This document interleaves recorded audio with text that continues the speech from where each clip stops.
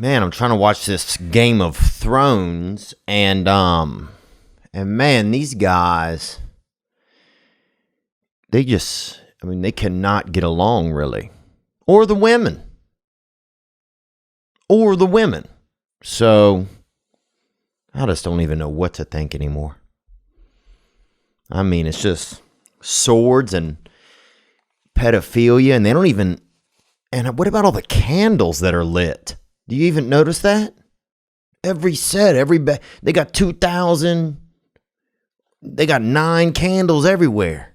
Somebody's getting murdered, and they got 3 candles behind them. Who's putting them out? You never see anybody, doing like a little bit of fire safety or something. Protocol. Whatever. I gotta quit worrying about some of this stuff.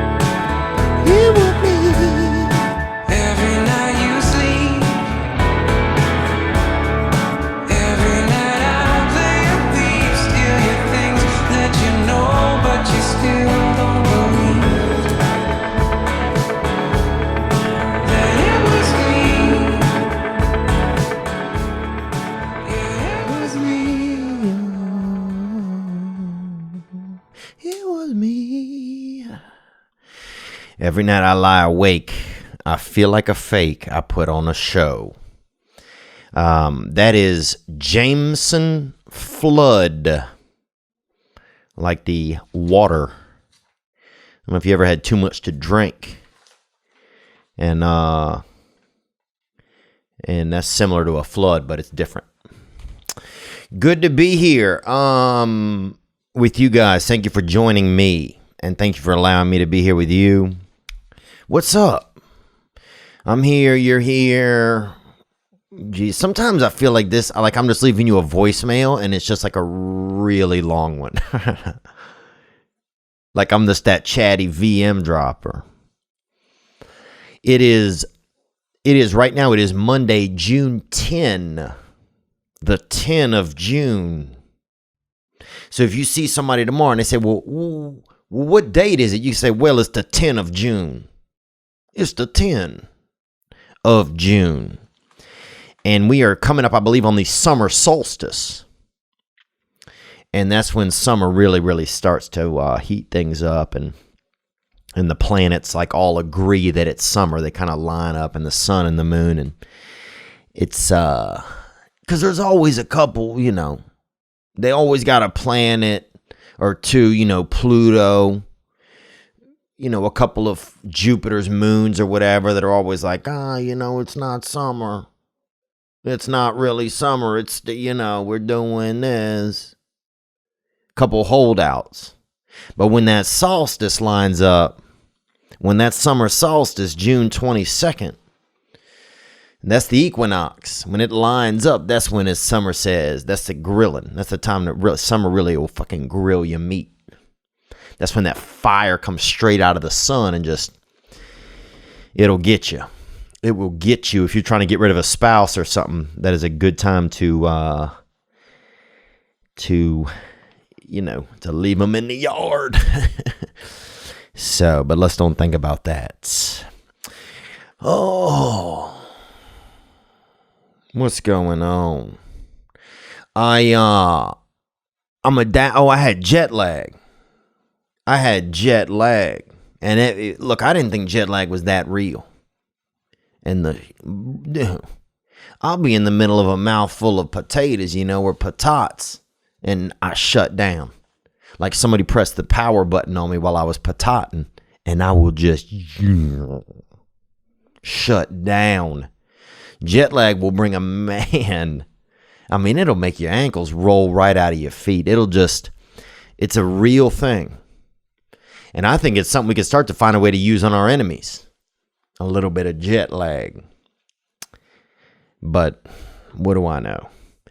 We got to, I'm happy to be here with you. What's going on with me?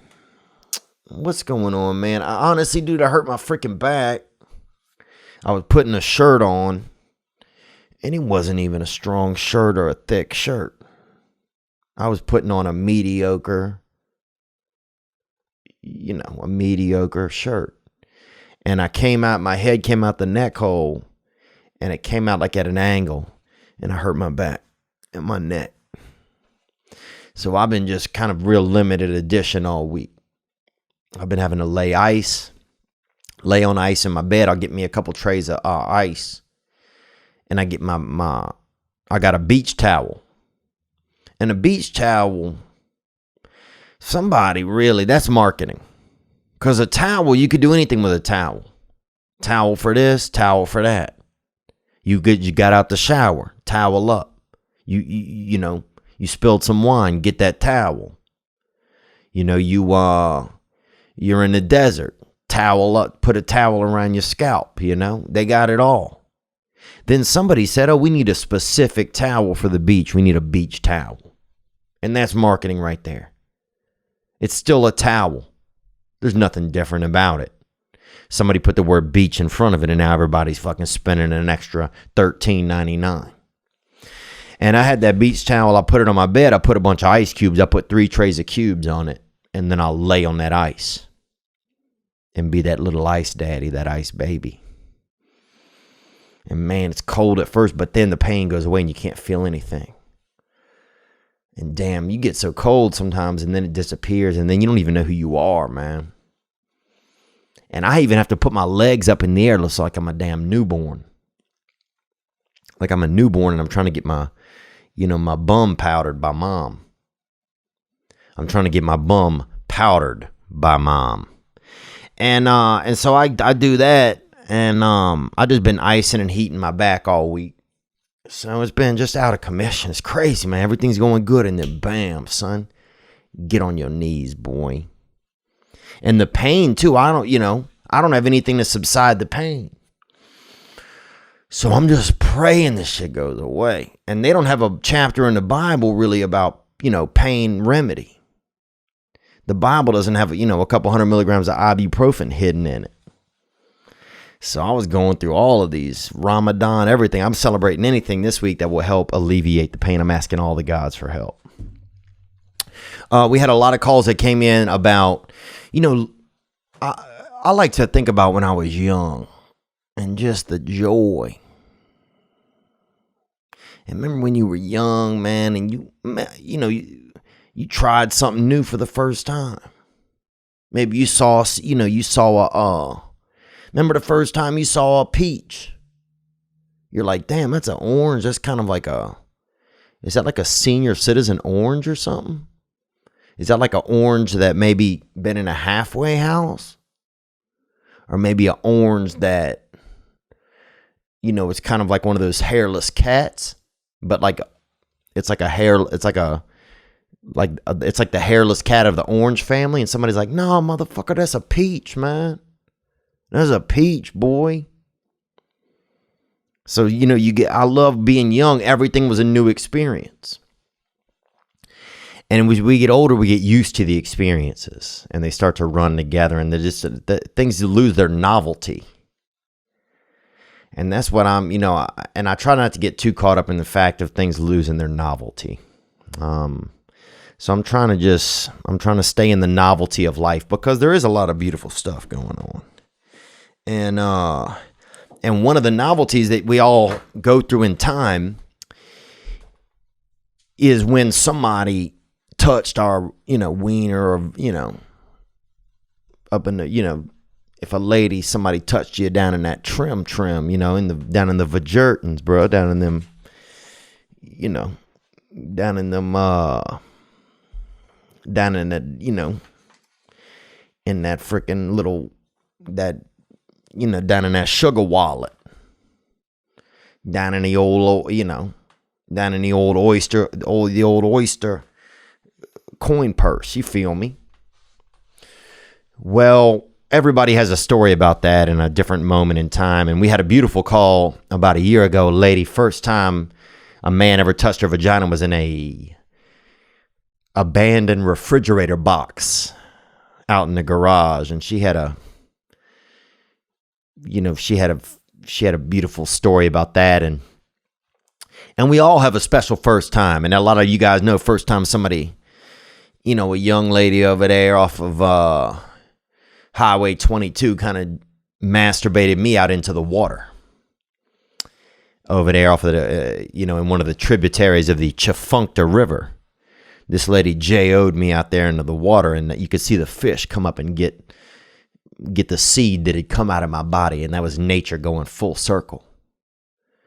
That is just damn nature, like somebody just put a whole bunch of nature in a blender and just made just a smoothie, just a soul smoothie, and just poured that bitch right down into your freaking chakras. And everybody has that moment. So a lot of you guys hit the hotline 985-664-9503, and thank you for hitting the hotline. And you just called in and shared some of your moments. So I want to hear some of those. I haven't heard any of them, and I'm grateful to you for sharing pieces of your life, because we all remember that time. That first time. Because look, when you're young, you've been touching your own crotch. I remember we had a guy in our area, this boy, this kid, his name was Tyson, right? They called him Fat Tyson. And his dad called him that, so. And, he would do, everybody would do, when you got to know your body, when you find your body had different erogenous zones. An erogenous zone is something you massage yourself or touch your nipples. Dude, remember when your nipples got hard? Remember that? Bro, I didn't know what was going on. I thought I had fallen down and got an acorn stuck like in my tit. On each one, double corn, So yeah, just different times. But I remember Fat Tyson told us one time that he had hidden like a small one of those toothbrushes you get into his anus, in his, anus or whatever, into that beehole, boy. And I know this is getting kind of dirty, but I'm just letting you know that we all have experiences with our body, and there's nothing wrong with that. There's nothing wrong with, if you're young, putting something into your buttocks. There's nothing crazy about that. I mean, when you first are born, you learn about your mouth. That's a natural hole, So you put snacks in there. Put a sugar treat in your mouth. Put a little cornbread. Put a broccoli or something in your mouth. And that's natural. And then you start learning about other, you sneak into mom's room one day and you see dad in there doing the ear cleaner, Q-tipping. And so you get one and you do that, and it's crazy. You can't even imagine. You're like, it's so close to my brain. This is scary. And you pull it out, and it's a little bit of brown on there. And you're like, Jesus, my brain has brown wax in it. I'm going to hell. You get caught up. And then another, then your ween, your vagina or whatever, you get used to a new thing, your belly button. I remember one of my favorite things, I would lay on the floor at night and put a couple chocolate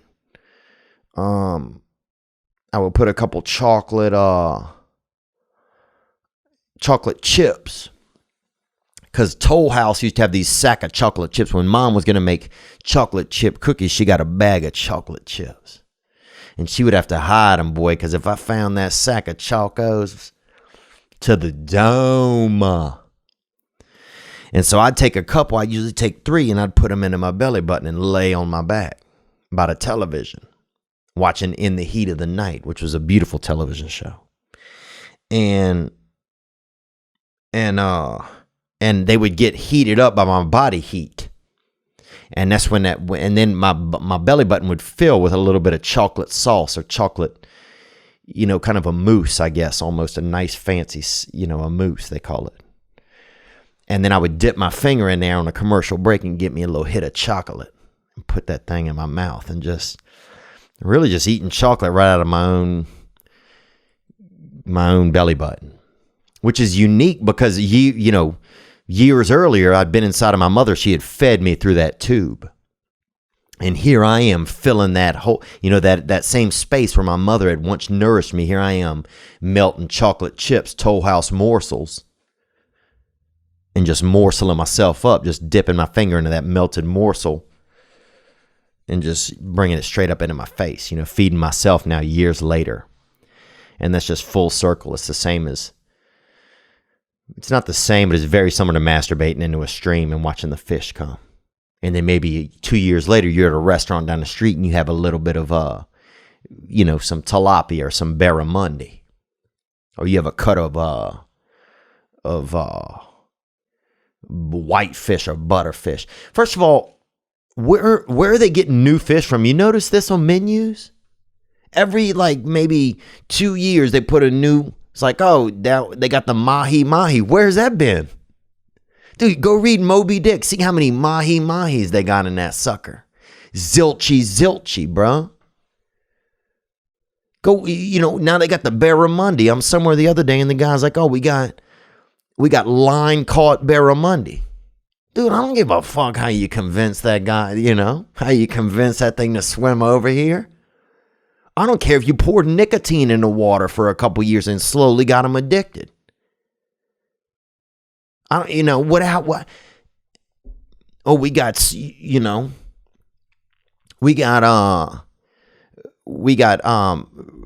got successfully convinced salmon. Like you just convinced them to jump into the net. It's just like, what the fuck are we doing, dude? And barramundi, I never heard of that. Give me a real fish people have heard of. Catfish. Swedish fish. It's a candy, but everybody's heard of it. Trout.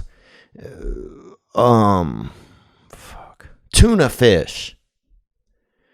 I'm just sick of some of this fake fish shit. We got butterfish. We got whitefish. What are you talking about? Where'd you get it? You got an email from the Lord and they said, we releasing, 2 new types of fish. Like it's a new shoe. We got limited edition over here on these swimmers. Get out of here. Anyway, I'm going nuts, man. I'm actually starving as well right now. Anyway, we got some crotch stories. Let's get into a couple of those. And thank you guys for calling. I also, right before we get into it, I want to say this too. If you hit, we have a couple shows coming up. Vancouver this week. Vancouver, Seattle, Portland, Boise. And we always do things for single moms out there. And we have some tickets that we're going to give away for each of those cities to single dads. It's Father's Day coming up. So it would be great if you guys would email producer, PRODUCER, at Theo Von, THEOVON. We want to do something special for some single fathers out there. We've got, and just email and nominate a single father. And this has to be a father of decent age. Don't bring me some 79-year-old, 200-year-old guy who he has to drink through a sack or whatever. He's got a collage. I don't want that guy. I want a dad who's got a young child, who has a child who's in school, or, you know what I'm saying? I want a single dad. And I know that's just my definition of it, but that's what I would like. So we want to do something special for those men out there. Because it's tough for those guys too.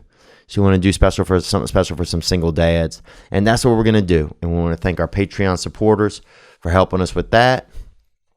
Set aside some tickets. So just email theovon at producer.com if you recommend someone in those cities, and put the information, and we will. We're gonna give out some sets of tickets for those different cities: Boise, Portland, Seattle, and Vancouver. And thank you guys so much for your support. Let's take this call right here. Here we go. Hi, Theo. This is Sarah from Chicago. Hey, Sarah from Chicago. Nice to see you over there. And Chicago, an amazing city in the U.S. A good city where I think you get a little bit of everything. And I met some beautiful ladies over there in Chicago. And over the years, I saved them on my phone. I would be like, oh, Chicago, Janet. Chicago, Raylene or Raynell. And then over the years, but then you come back to town over the years and you hit them up and you're like, I don't even remember. Now this lady's, she's 45 or 47 and she's got a couple kids. Her husband's texting you back like, who the fuck, what's going on? So you got to be careful whose number you save in that great city. Let's hear more. This morning on my way to work, I was laughing at the hotline question because my first sexual experience as a 15-year-old was with some crotch rubbing. And praise God, babe. Praise God. And let's hear you just say that part again about the crotch rubbing. Because it's just make sure everybody heard it. I can't tell. With some crotch rubbing. And my boyfriend and I, who is now my husband, were in the back of my dad's car on our way home from Great America. Oh, yeah. And so it begins. Immediately, I'm going back to that place in my heart. Right now, I want to go put on I want to put on a Big Johnson shirt. They had this special series of shirts. I want to go put, I want to put on some old music, some Boys to Men, or some kind of shit and really make it pop. So you're in the back of the parents' car. Okay, let's go. Of my dad's car on our way home from Great America. Great America is in Gurnee, and we live all the way in Chicago, so it's a good 2-hour drive. It's pretty. Oh yeah. Turn up the music, Dad. Pretty far. And I remember I just kind of started touching his crotch. I don't really know why. Oh, I know why. Because the Lord wants you to. That's why. I mean, look. If you put my hand somewhere and you put a crotch somewhere else and you turn off the lights, when you turn that light back on, I swear to God, boy, my hand will be over there. So, let's hear more. I'm the oldest of 2 brothers, so I didn't really have any siblings to kind of help me understand what sex was, what was going to happen, none of that. So he started reacting as men do to a woman touching his crotch, and he had a hard-on for about 2 hours, all the way from Great America all the way home. And my husband and I, we still laugh about it. But I remember being so shocked, not really understanding what the hell was going on, if he was going to be okay. Oh, yeah. And that's beautiful. And that's love when you get erect and somebody asks you if you're doing okay. I mean, that's American love right there. Usually you get erect and a woman might laugh. She might, text, get a shot of it, a snap, show her friend. Ronnie's got a little dick. But it's beautiful. When a woman, you get erect, you've been erect for a couple hours, a girl knocks on the door, hey, everything all right? Let's hear more. And now, obviously, it's just something we can look back and laugh at. Gang, gang. Gang, gang, that 2-hour wiener your man showed out with, and that's beautiful. And if you wanted to enter something in a national 4-H competition, they're judging rabbits and they're judging, little chickadees and stuff. You got to have 2 of the chickadees and the hair's got to be slicked back and they got to be healthy and their sugar level's good. But you show me a man who can have an erection, a 2-hour wiener on a riding back seat of a car while the dad is picking the music. That's a show animal to me. Thank you for that call, and thank you for that story, and just taking me back in time. I remember hearing the first time I'd ever even heard about people having sex, because we used to do some peeping Tom, and when I grew up, peeping Tom that was cable. And we used to do some good peeping Tom, and boy, I could see somebody eat, and I watched somebody eat or do sex or whatever. And all of it was kind of the same to me. I was so curious very much. Like the American Beauty. Remember that movie with Kevin Spacey and the other boy, Ben Affleck or whatever. But I loved that. I loved watching people live their lives through pane glass. Who doesn't? And so what I'm saying now is this. I don't even know what I'm saying. I don't even know what I'm talking about. But thank you for that story. Thank you for taking me back. I remember the first time when I was young hearing about sex. And hearing that people were having it. And there was a boy, and he was like a year older than us, or 2 years, and everybody said that he and this girl that had sex on some lawn chairs out by a pool over summer. And suddenly everybody's like, fuck, man. I gotta have sex. People are scared. People are writing, I'm having sex on pieces of paper and just pinning it to their shirt. Everybody's like, what are you talking about? People didn't even know. Like, everybody was just consumed. People are buying lawn chairs and, laying them, just putting them in their yard. Other people are like sacrilegious. They're buying lawn chairs and like putting gas on them and burning them, yelling racial slurs and stuff at them. It got wild. But yeah, once that fire starts, once you hear somebody, I remember my buddy, I remember the big thing was if you could touch a woman's crotch while y'all were in the back of the car when the mom was taking you home. And still, let me say this, that is still a golden move. I don't care if you're 15 or if you are 60. If your wife or your significant other's mother is driving y'all somewhere and you in the back with your lady and you get to doing some touching or your lady jerks you off while your dad is driving y'all somewhere,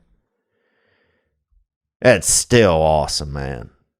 That is still, it's kind of like it's the Mount Kilimanjaro of sexuality. It's just that rare, it's just that thing. It's something, it's like so defiant of your parents and at the same time so like adventurous, because with all your dad has to do is turn back and look and you're done. Dude, one of my friends who will remain nameless, he was with his family driving somewhere on a vacation, okay? He puts the map up like this and masturbated behind the map.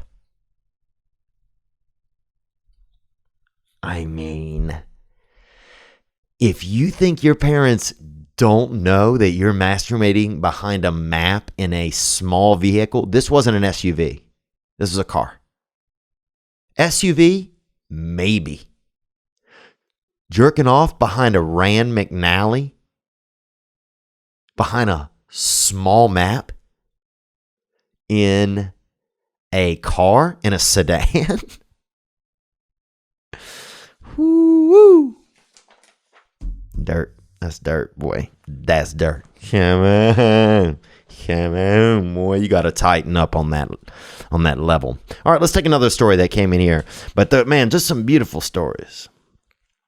Beautiful stories, and we just wonder what a phenomenal time this is in people's lives. What up, Theo? It's Kyle calling from North Carolina, man. Calling in for the FTC challenge. Yes, sir, and that's first time crotch touch, and that's that first time FTCT. Crotch touch. Thank you for calling in, Kyle, from North Kakalaka. Beautiful, beautiful place over there.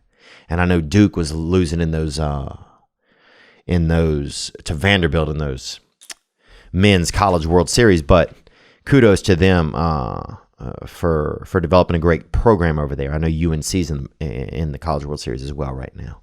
Onward. Whatever you want to call it. That first time crotch story. First time I grabbed crotch, my parents and everyone else was going to church. So and when you put the Lord next to the loins, man, it's a real face-off. Oh, makes it more exciting, doesn't it? When everybody was in church, we would sneak away and go upstairs, and we would swap spit with the girls, I was in middle school. And I had my girlfriend at the time, and I had seen my stepsister and her boyfriend do something I ain't never seen. He touched her crotch, and he told me that's what you got to do. Oh, that's what you got to do, boy. That's what you got to do. Sorry. This is very interesting to me to hear this research. Let's hear more. And they were older than me. So I went back to Sunday school, and I was excited, Oh, yeah. Suddenly it's Saturday night. Even though it's Sunday school, suddenly it is Saturday night, my friend. Yes, sir. Let's hear more. Because I had learned this new trick. And we were making out. And I touched her crotch. So we get to school that Monday, and I'm excited, you know. Oh, yeah, you're the damn Wayne Gretzky, brother. I mean, you're the damn Wayne Gretzky of young leg. Let's hear it. And she had sent me a note saying we were moving too fast, and she broke up with me. And I didn't grab another crotch for a few years because I was kind of like a PTSD from it, you know. I thought every time I tried to make a move on anybody, they were going to break up with me. Wow. Man, well, I appreciate you sharing that, man. I couldn't understand that some.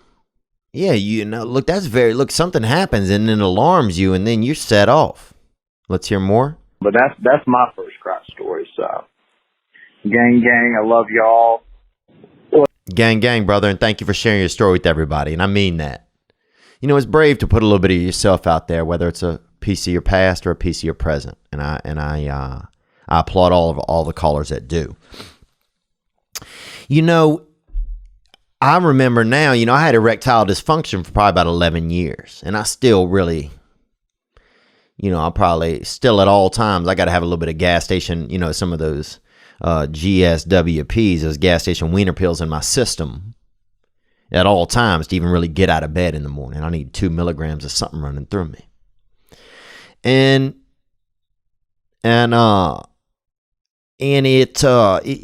fuck, sorry, I forgot what I was talking about. Jesus. Man, yeah, well, I remember getting non-erect and a lady, and then I tried to tell her like I was doing magic, and I was like, ta-da, and my dick still wasn't doing erection. My wiener was still being soft, being, you know, real natural. And she was disappointed. And then I couldn't get over that for years.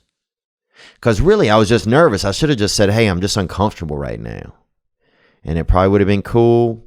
But at the time, I was just young and I was nervous. And there was broken glass. And look, I can't get erect near broken glass, okay? Yeah, my bad, right? But I can't get erect near broken glass. And I still can't. Or if there's a car accident or something, dude, I ain't getting erect near a car accident. Okay? Yeah, my bad, ladies. But yeah, those things really can give you a little bit of travesty. But thank you for sharing, man. Middle school is a little young to be learning that trick.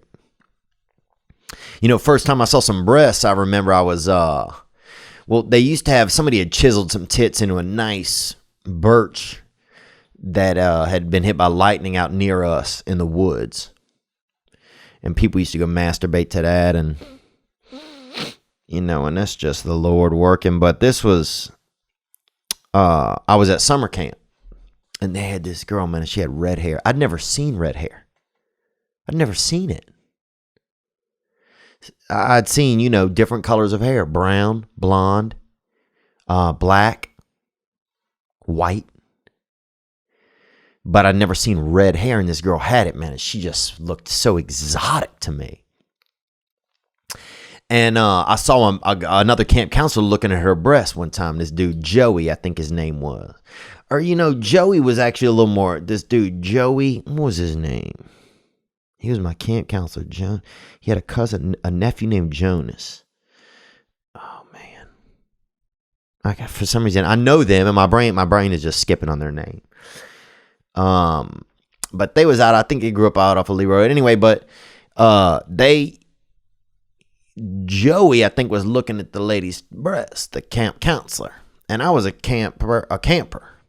And so I was like, oh, what's in there? You know, and he kept looking in her shirt. And they said, oh, titties are. And so I wanted to look in, right? So I looked in and I saw them, dude. And I'd never seen titties, dude, except for my mom's, you know? And I'd only sneakily seen them. And seen them sometimes when I didn't want to, when my mom didn't think that we knew what titties were, and sometimes she would just get out the bath and we would see them. But what happened was, I saw them, and then I lied. I said I didn't see them. And they were like, what? And I was like, yeah, I didn't see them, you know. So then they let me look again, and I looked again, and there they were again, still just milling around on this on this camp counselor's chest, tits. And then I said, I remember I said I only saw one. And that time they fucking said I was like a sicko. And so then I kind of felt like something was wrong with me after that a little bit.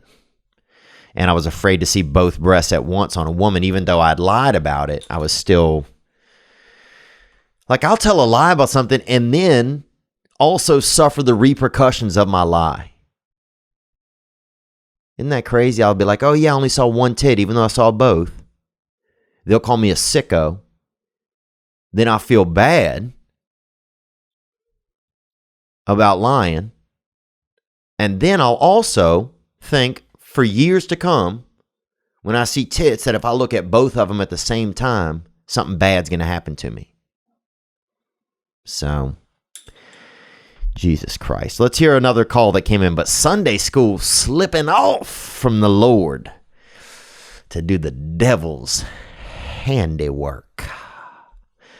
As always, the hotline is 985-664-9503. Here we go. This is a first crotch experience call. Thank you for the call, brother. Onward. This is Sean O. from Boulder City, Nevada. Sean O. from Boulder City, Nevada.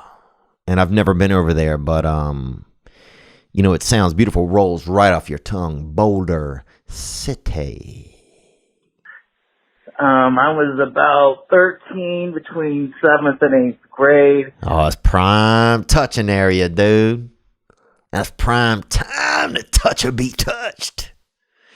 You're laying in bed at night and you can just hear other kids touching each other's crotches. And it just burns you up. Let's hear more, brother. Onward. It was in Springfield, Missouri. Oh, yeah. That spring feel. Go. I met this chick at the swimming pool. We go back to her place, Oh, yeah, and crotch always feels fresher when it's right out of the city pool, if you ever noticed that. Or that summertime pool, or out of a bathing suit. Crotch always feels fresher when it's fresh like that. I'll quit interrupting you. Onward. We go back to her place, and to this point, I had only really seen late 70s, early 80s pornography. So, oh, yeah. Sorry, I told you I wouldn't do that anymore, and I won't. Let's hear the rest of your story. Sorry, friend. 80s pornography. So, a lot of bush back in those days. Yeah. And so, for some reason, I thought the little JJ was like an inch or two below the belly button, like at the hairline of the crotch. And so, damn, bro. So you thought a woman was like one of those little gnomes, those little belly with the jewel in their belly.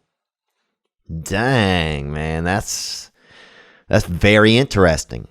I mean, you would be a very unique surgeon. Onward. I was, searching around with the old index and the fingers, and man, I was confused. I didn't know what was going on. I didn't know if I fucked around and got hermaphrodite or something. Mm-hmm. I was young. But finally the girl gave me a little assistance. Helped me go a little farther down south and got my FCE. And never really talked to her again. But, that was my first crotch experience. Shout out to Springfield, Missouri, and public swimming pools. R.I.P. Billy Conforto. We're going to keep your name in the streets. Gang, gang. Gang, bro. And thank you for bringing him up, man. I appreciate that, dude. Yeah, I was looking at some, somebody sent me some pictures of him the other day, actually. And I should put some of those onto the this past weekend. And then we had a shirt designed for him as well. And so maybe we'll put that out. But but remember that, dude? I remember something like that, touching, thinking I was, I didn't know what that was. Just kept pushing on some girl's midsection. That's crazy, right? Just massaging some girl's fupa or something. Who knows? I mean, it was wild when you were young. I had a buddy, and he used to practice touching girls on his own beehole. And at first I'm like, that's crazy. But then I'm like, I can't fault this guy. At least this guy has a little bit of lay of the land. I'm out here, you know. You don't know what's going on. Then I remember thinking that it was all a myth, that girls didn't even have vaginas. Because I remember laying down with this one girl up there off $1 Million Road. And that's when the pizza delivery guy had crashed and a lot of people had robbed him and shit. But I didn't get involved in that. I was back at the house, trying to touch a little of that, trying to just get involved in that womb tunnel. You feel me? Get a little into that womb. And, fuck,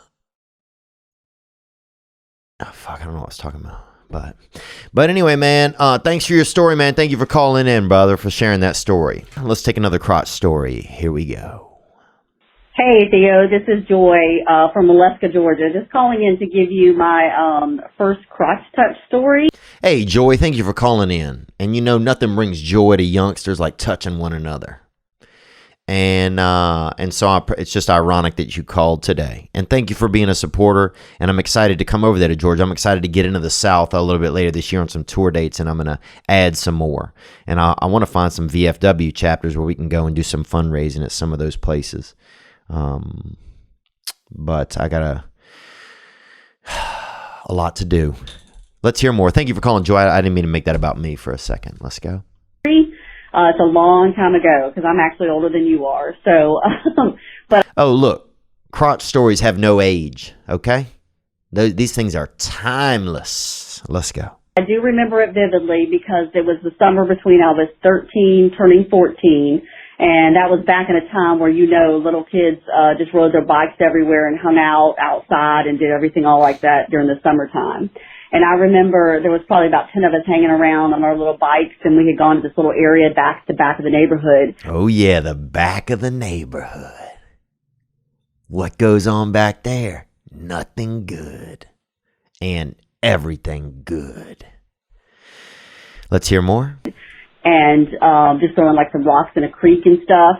These two boys pull up on their mopeds. And back then, I came from an area where... oh, yeah, the French. We call them Frenchmen. Let's hear more. Two boys pull up on their mopeds. And back then, I came from an area where that was fancy stuff. So the cute one actually looked at me and he was like, these boys are about 15. He looked at me and he was like, hey, you want to ride? You want to try riding it? And I'm like, oh, yeah, hell yeah. Never been on a moped. Jumped on the back, wrapped my arms around him, and we took off. Forever young, forever young. Sorry, you just got me. Do you want to ride in the backseat of a Getty?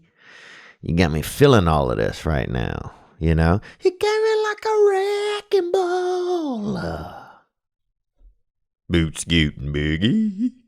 You got me feeling the past suddenly all of a sudden. Let's hear it. On the back, wrapped my arms around him, and we took off. Now, that's the first time I'd ever felt something, shaking in between my legs and stuff like that. So already, and I've got these little cute little flimsy bike shorts on, but it was already feeling kind of crazy. Plus, I got my arms around this cute boy. Mm-hmm. Well, we hit a bump, and all of a sudden, this boy decides to just slide his hand, take it off one of the controls, slide his hand back behind his back, and just grab a hold of my crotch. Now, at first, I was alarmed, but at the same time, it was one of those first time I'd ever had that feeling about, do I like this or do I not? So, needless to say, I was squealing by the time we got off of that moped, and I guess the moral of the story is I did like it, whether I wanted to admit it at the time or not, and mopeds are fun to ride at times. So anyway, that's my first crotch story. Wow. Wow, thank you for sharing that story. It's like, man, that crotch, boy. That crotch is, it's like,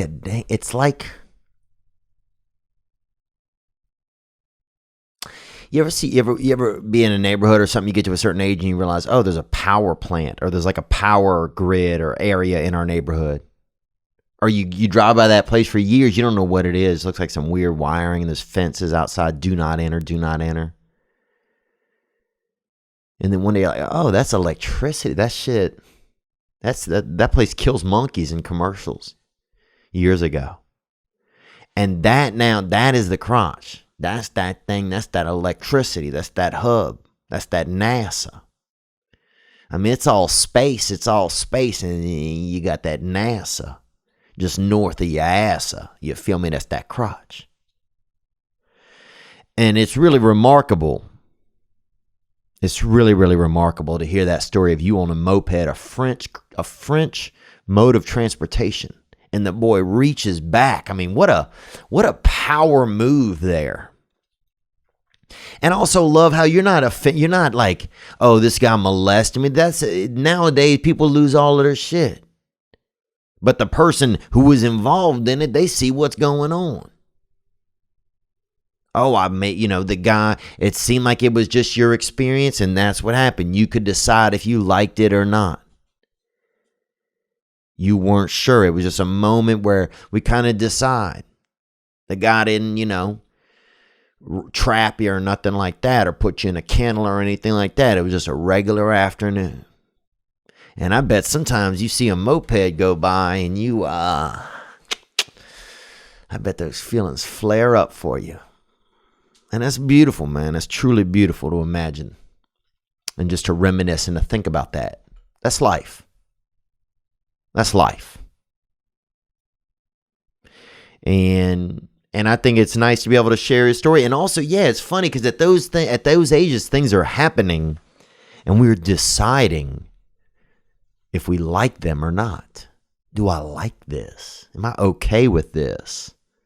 Does this need to stop? This needs to occur more. What's going on here? And that's sexuality. That's how we develop some of our sexuality, is by having experiences that are safe enough where we can still learn and make choices. And I know some people that they have dark experiences, but I'm glad that we're sharing ones that are, at least ones where we were all in a space where we could learn and have a moment of knowledge. I remember, man, I got so many stories about this now, and I guess I'll tell them a different time because I want to get into more of an episode here. But I remember, so we went to the dance when I was in school. I was a school child. I mean, I was a schoolboy. A lot of people think I was always an adult, and that's insane. That's insane. And so I remember we went to a dance, and afterwards we went back to my buddy's house. And one of the gals from the dance came back there with us, and my buddy ended up touching her crotch. And God, dude, I was so horny, bruh. Damn, I was horny, boy. I was horny. I mean, I was like a triceratops, dude. I was horny, bro. Horny. I mean, I'm surprised poachers didn't show up and try to fuck me up, because I was horny, boy. Yeah. And my buddy was out. They went off in the woods and they were being gentle with each other's bodies like that. And so then her mom came and got her or whatever. I think her mom was a cop or something. She was out on a route or something doing police work. And I lived in this kind of place. The police sometimes would show up and just shoot a gun into the woods a couple times. Just empty the clip right into the woods. Because they figured if you out in the woods fucking around at night and you get shot, you probably deserved it, if you in the dark woods. So, but yeah, her mom came by, I remember, and took her. And, it was just the time her mom was going to come pick her up. There was no issues or nothing. And then afterwards, my buddy's out there. And I remember just when they walked off in the woods, I remember putting my ear to the ground and I just wanted to hear as much of this touching as I could. I wanted to just be as close to it as I could. I was so jealous. Well, anyway, they came back and my buddy, everybody was all excited. And that's when another kid's dad came out we were standing by a bonfire out there. another fella's dad came out there, the boy's house it was. And he came out there and he ended up, and this is a little bit grotesque, is it? But it's also nature, and animals do this all the time. He ended up smelling my buddy's hand for about 15 minutes out there, my buddy's dad. And this is my friend who just walked off into the woods and touched a gal's crotch for the first time, and then my buddy's dad came out and just smelled my buddy's hand for probably, not 15 minutes, that's long, probably about 9 minutes. And we all just sat there and watched him just huff on this hand and just... And that's nature, boy. And that's nature. What else are we going to do today? Oh, yeah. We got Nick is going to come in and talk to us about the news a little bit. And then we'll get back into a few more stories. Yeah. But send in some submissions for the single dads. We're going to do some single dads tickets for them for some shows that are sold out. All those shows are sold out, and save some tickets to surprise some guys. And yeah, because I just can't imagine what that's like. And I don't have that experience. I didn't have a single dad. But, I mean, I guess I did after my parents divorced. But I didn't live with my father. So I don't have that experience. But I can only imagine that it's probably not that far different than having a single mother. I'll say this. Nick is going to be in with us in just a second, so hold on. All right, we got Nick is in studio. How's it going, man? It's going really good.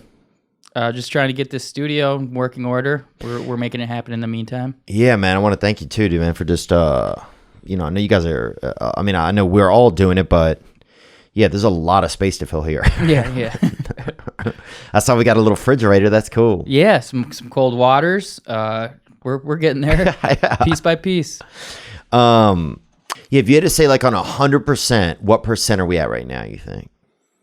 Considering the most important function is being able to do the podcast, I'd say we're at 65%. That's good. I would agree with that. And there's a lot of room for new opportunity. So probably 10% is room for new opportunity. Yeah. And there's like a percent that's always going to be available because we're constantly evolving. So you'll never be to 100%, ideally. Wow. I think. I like it. No, I thought, look, you're right. Yeah, the goal of 100% is almost kind of crazy, huh? Yeah. It's like, what are you going to do when you get there? Just disappear into the ether? Yeah. Yeah. Can't stop. What are you going to do? Just disappear through a wall like Joe Rogan does sometimes, according to Nick Swartzen? Yeah. You remember that? Yeah. He said he saw Joe Rogan eating ferret sashimi and then disappeared through a wall. I don't imagine him disappearing. I imagine him busting through it like the Kool-Aid man. Yeah, that's true. That's true. Like extremely loudly disappearing. Yeah.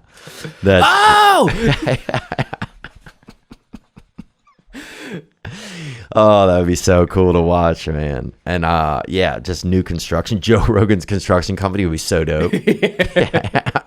It just takes down walls. Yeah, just taking down walls. Nick's going to help us with the news. What's going on in the news? Let's see. First up, with the Toronto Raptors, one win from winning the NBA Finals, point guard Kyle Lowry is making headlines on and off the court. First, he was chasing after a loose ball. You may have seen this. Jumped into the stands and almost hit a lady. She moved out of the way, but then a guy a couple seats over gave him this extra shove. He was really upset about it at the time, and it turned out after people looked into it that the guy who pushed him was Warriors minority owner Mark Stevens. He's a venture capitalist and a part owner. So rich guy. Yeah, real rich guy, entitled rich guy, and he ended up. The NBA said he can't attend any more finals games, and he can't attend any more games until they complete an investigation. Essentially, until people stop talking about it. Sounds like, and then he'll be back courtside. And I don't know. What are your thoughts on that? Man, first of all, what about the game when he comes back? Imagine how nervous and awkward that's going to be. It's like whenever you got in trouble over something and then you had to go back to the place, and it was always so uncomfortable.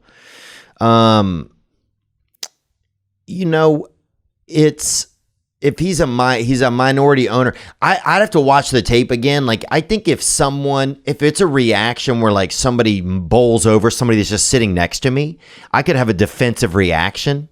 You know, I did see it a couple times. At first, I didn't even notice what they were talking about. I remember I was like, "Who's pushing?" I don't see that part.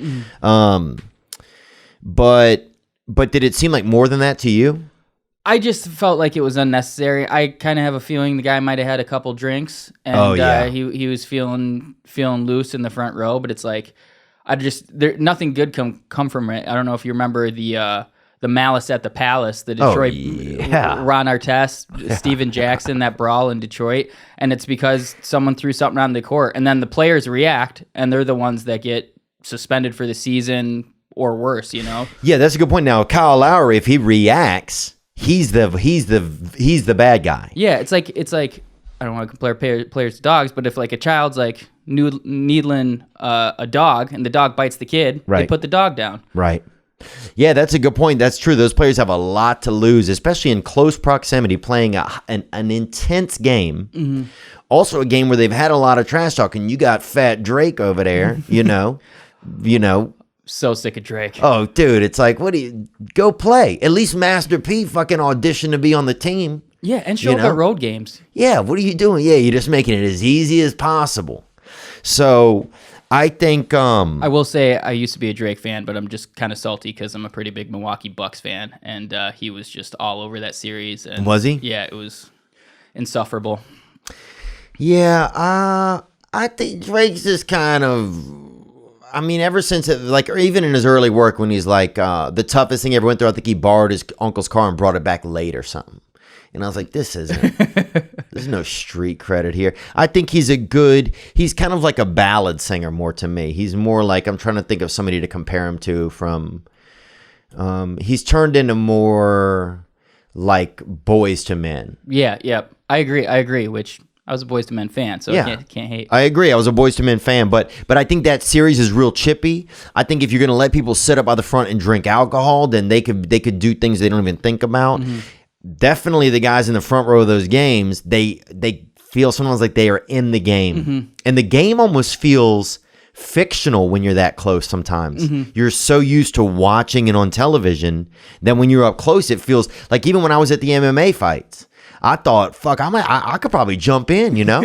I could do this. Like, as long as I, read the manual first, like other controls and know what X and R2 do and all of this, then I could get right in there. Meanwhile, the truth is, if I'd have fucking gotten up there, 9 guys would have beaten me from behind before if I would have got in the ring, 2 guys would have beaten me. So I think a lot of people have that thought, though. I was a big Entourage fan back in the day, and Ari Gold, he had courtside Lakers seats, and he was like, he got yelled at for stepping on the court, and he's like, I paid $30,000 for these seats. I'll check in if I want to. Yeah. So it's the same thing. I think you feel you have some entitlement, like you're part of it when you're paying that much and you're sitting up there. Right. Yeah, some entitlement. I think you're right. That's a good word for it. So does it make? Yeah, it doesn't make it right. I think the punishment will probably justify what happened. I think it'll set some precedent, but also they run the risk. There's a fine line between how close do you put people to the game. They know there's, in every half inch there's an extra $10,000 straight up. So it's like. There must be a lot of insurance and a lot of liability policy they have there. Yeah. What else we got, man? One more thing. Or did you have any other thoughts on it? Just, I don't know. Like I said, the player is the one that stands to lose. So I don't like it. It shouldn't be allowed. And I'm glad they shut him down. Now, would you love to see a separate game afterwards or a fight after where it's the minority owners fighting each other on court at halftime? Let's do some real shit. Yeah. That make the owners play each other, and then the players can be at the stands, and I don't think they would react the same. Yeah, I'd love to see some of these snarky little minority owners out there in their structure sweaters. Have the side piece hold the Banana Republic sweater that they're wearing, the V-neck, and let them get out there and beat each other at halftime. Get two J. Crews out there versus each other, and have them go at it. But this brings us to the next story. TMZ reported that NBA teams are discussing, and 2 have already done it. They are getting rid of the term owner for majority stakeholders of the team. Some people say because it's predominantly African American players, there's some racial insensitivity with the term owner. Mm-hmm. So what do you think about that? I think that's crazy. We're going to have to rewrite the dictionary at some point. I mean, I don't know, dude. It makes me uncomfortable when I see people own the people's rights to people on television. So I guess some of that I could understand. But if somebody's a business owner and I'm employed at the business, then just because they have the term owner, I also have the term employee. I also have the term player. I also have the term father, or whatever your other terms are. I'm a brother. I'm a son. I'm not, just because somebody writes an article and says that that you're still a slave or you're still a this. If you think that way, that's at a certain point, that's your own mentality. I agree. I think it's just ridiculous overcorrection that people are doing. Players, like you said, they're employees. They own the team. Like, you own this podcast. Right. I'm not offended if you would ever, you don't talk like that. But if you ever said I own this podcast, I don't take that as you own me. Right. But it's interesting. I wonder if with certain people, would we use certain terms differently, I don't think so.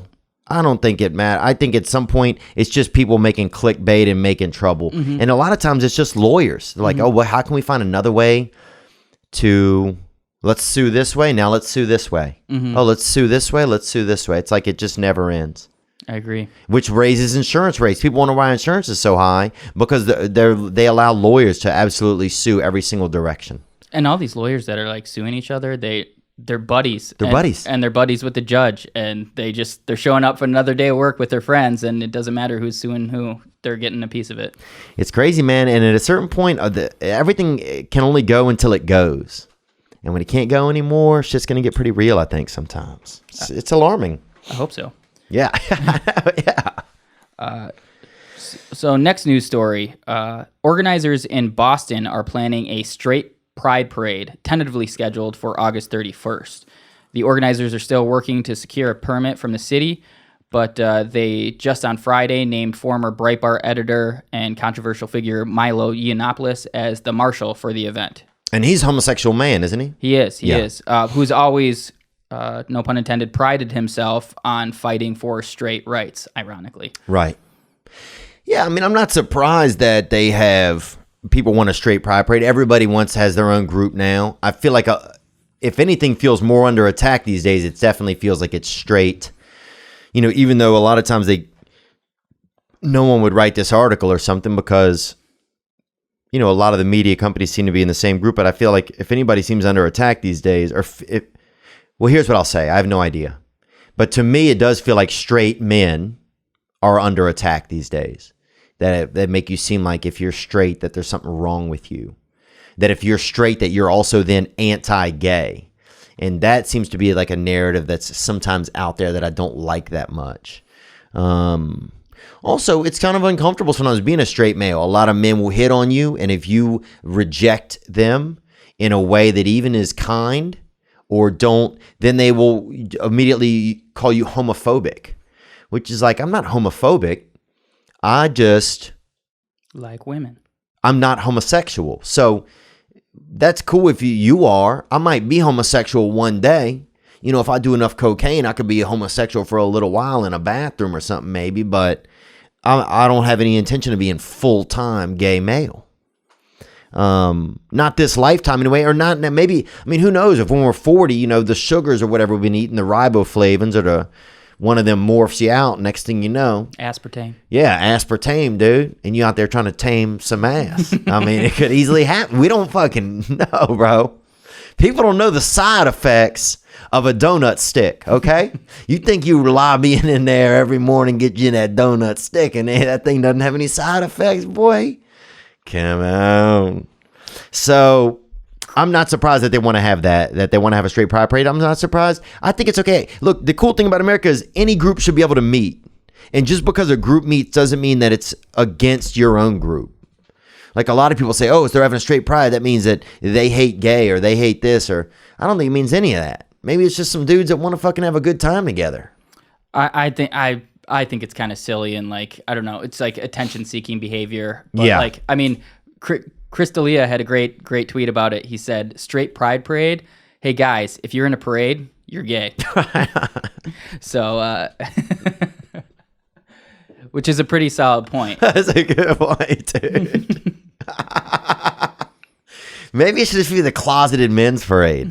What I don't like is if they got this guy Milo Yiannopoulos, he seems to be polarizing. Like his whole thing is just to be polarizing. I'm not saying I agree or disagree with any of his views. I don't know even what his views are, but I think if you're going for somebody polarizing, then that makes it kind of crazy, you know. Like delegitimizes it a little bit. Yeah, it's like you're just trying to start trouble.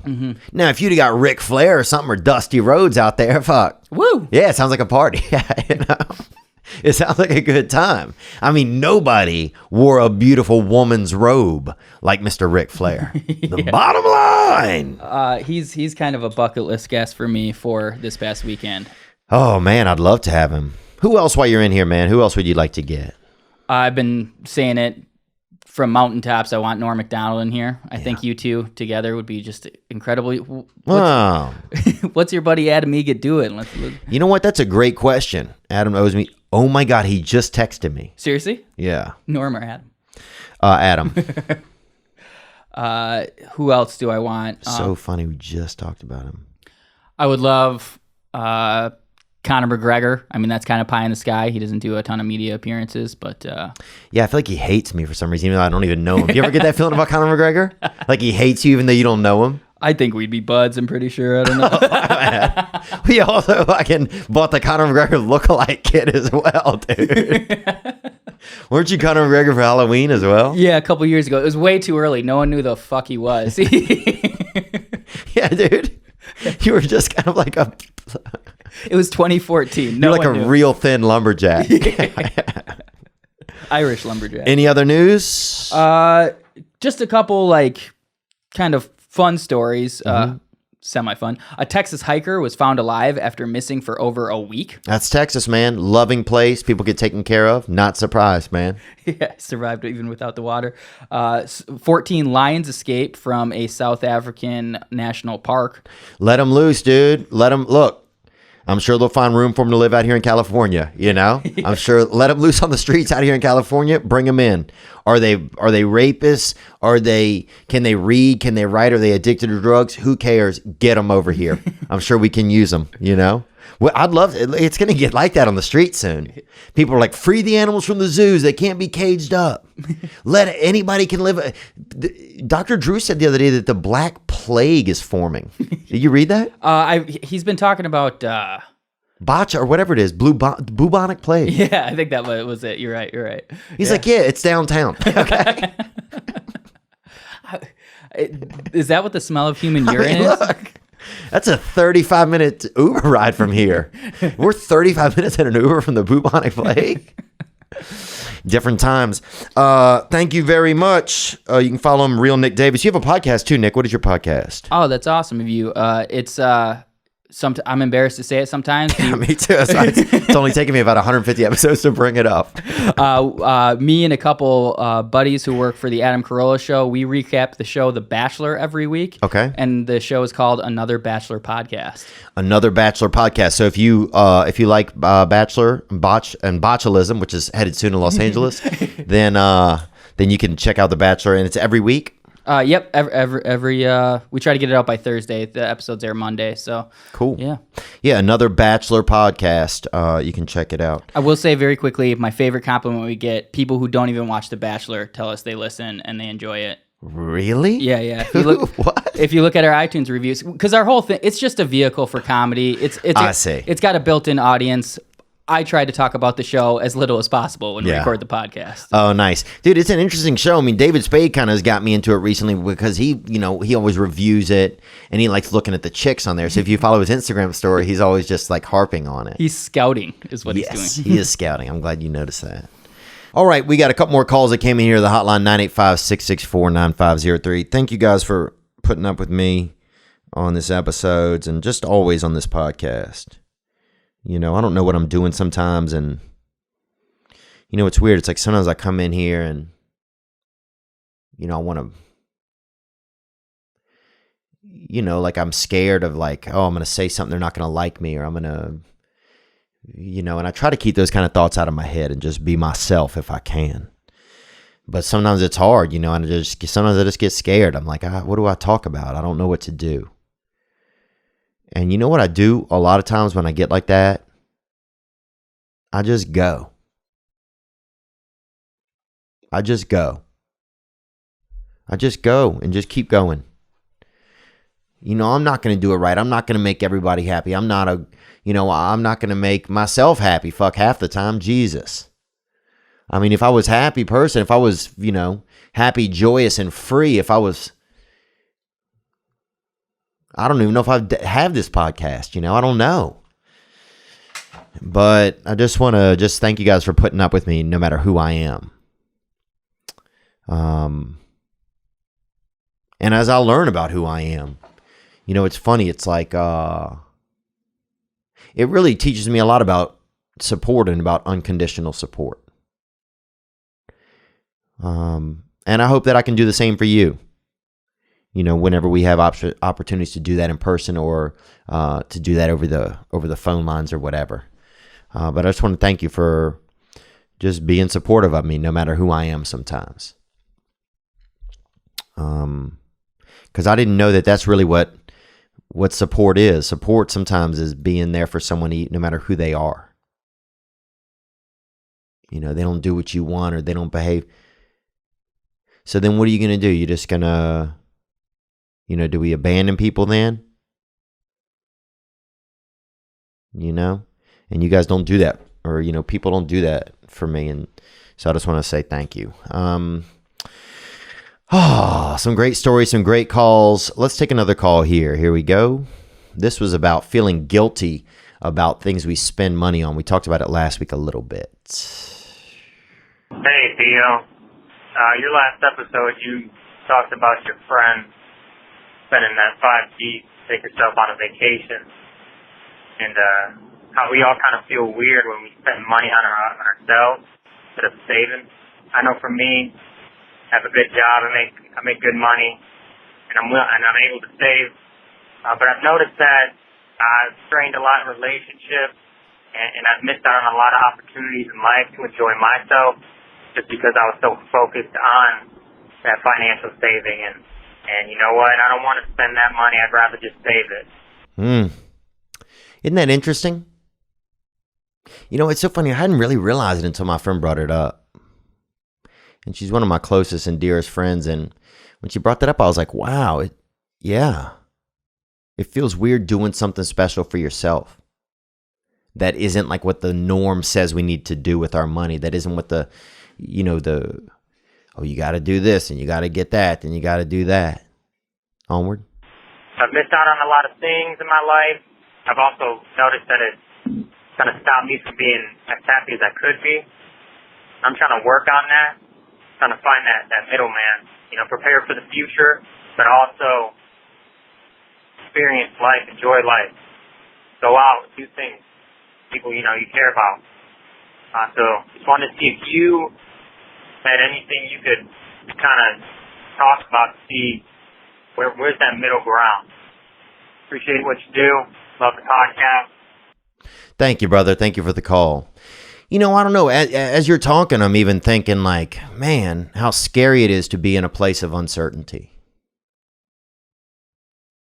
How scary it is to think, oh, well, I don't know what's going to happen. And we used to live a little bit there more. Now we have so many, everybody has a calendar and everybody has like a planner and a text, and when the person's arriving, when they're going to get there. And there used to be this thing of, I don't know. That's why it was easier then, I think, to have faith in a higher power of any kind, or faith just in anything. There was more mystery in the air. I don't know what's going to happen. But yeah, it's wild when you do something different. There was a piece of art that I almost bought in South Africa a few years ago, and it wasn't very expensive.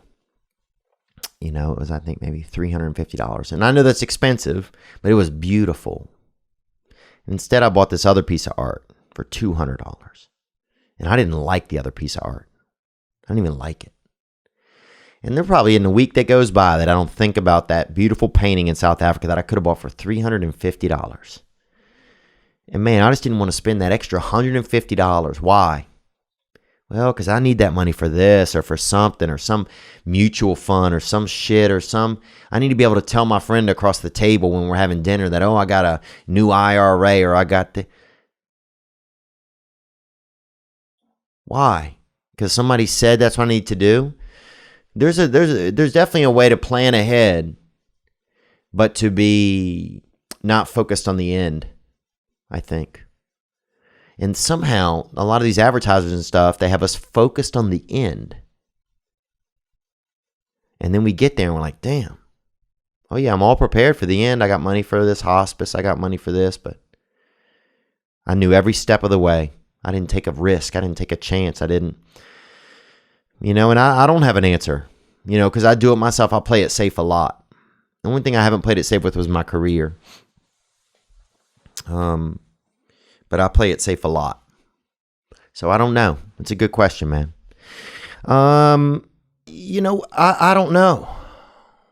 And there's no right way to do life. We don't know what we're doing.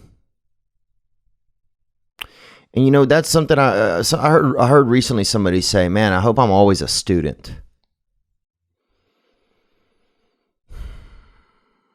And that's where, I want to try and stay, is in the space of being always a student if I can. And I know when I start to get in my own ego and my own will, I can really feel when I start thinking I know. So, I hate it, man. I get so sick of myself sometimes. When we were talking last week about relying on others or about I don't like working with other people but then sometimes I also don't like working with myself. And life is a middle ground. You're asking me what's the middle ground? I don't know, but man, I bet it's a beautiful place.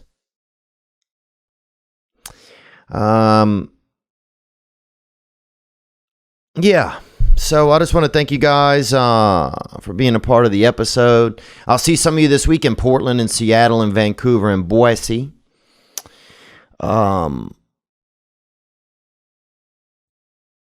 And yeah, I'm just thinking, like, how do we be brave enough to make choices that might be different? To not know what that outcome is. To tell a truth that we're afraid is going to expose us for who we are. It's scary. It's real scary, man. It's a Game of Thrones, man. It's a Game of Thrones out here. But sometimes we're all the characters. And we're the castles, and we're the dark corridors, and we're the...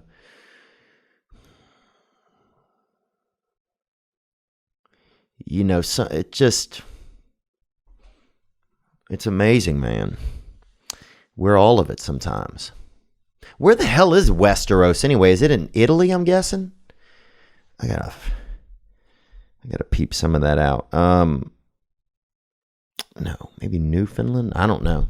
I've never even fucking heard of it the more I think about it. What I'll say is this, man. Let's convene next time. I want to thank everybody that called in with these magical stories from their youth. And again, we'll leave out here on this song. Yeah, I'm going to think a little bit more. I realize that when it comes to dealing with other people, I talked about this last week, I don't like to rely on others. That was the word that I finally found this week, relying. I don't like to rely on somebody else. It scares me at the roots of my radish.